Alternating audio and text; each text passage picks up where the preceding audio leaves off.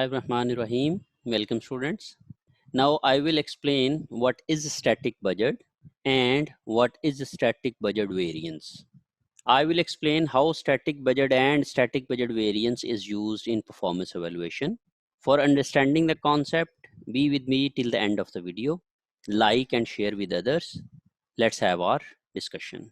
Static or planning budget is the budget which is based on the planned output at the start of the budget period. जब हम लोग budget period को start करते हैं, for example हमने पीछे अपना मास्टर बजट बनाना सीखा और जो हमने आउटपुट ली थी जिसकी बेस के ऊपर हम लोगों ने बजट बनाया, मास्टर बजट के अंदर शुरू से प्लान कर लिया कि हम पहले क्वार्टर में इतनी सेल्स करेंगे, सेकंड क्वार्टर में हम इतनी सेल्स करेंगे, थर्ड क्वार्टर में हम इतनी सेल्स करेंगे और पूरे साल में हम इतनी सेल्स करेंगे। तो जब हम लोगों ने अपनी सेल्स को अपनी आउटपुट लेवल बनाया या अपनी एक्टिविटी लेवल बनाया, तो उसकी बेस के ऊपर जो हम लोगों ने प्लान किए, जो प्लानिंग की, उसको हम लोग स्टैटिक बजट और प्लानिंग बजट बोलेंगे।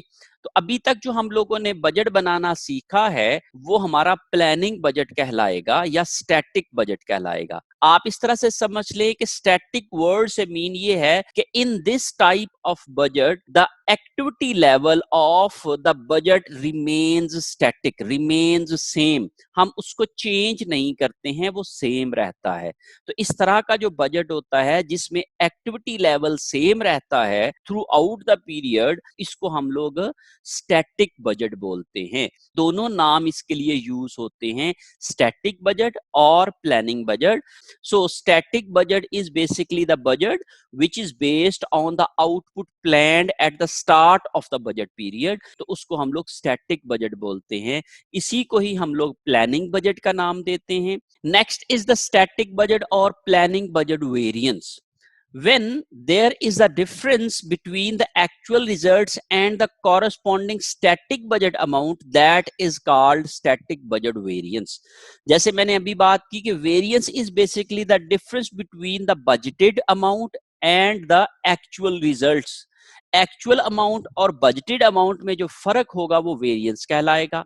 और जब ये budgeted amount static budgeted amount होगी, उसका और एक्चुअल कॉरस्पॉन्डिंग अमाउंट का जो फर्क होगा वो हम लोग क्या कहेंगे, स्टैटिक बजट और प्लानिंग बजट वेरिएंस। हमने ये कहा कि हमने अगले साल जो प्लान की थी अपने रेवेन्यूज वो थे हमारे 1 मिलियन के, और हमने जब एक्चुअल अमाउंट को देखा तो हमने कहा हमारे रेवेन्यूज आए हैं 9 लाख के, 9 लाख के हमारे रेवेन्यूज हैं। हमने प्लान किए थे 10 लाख के।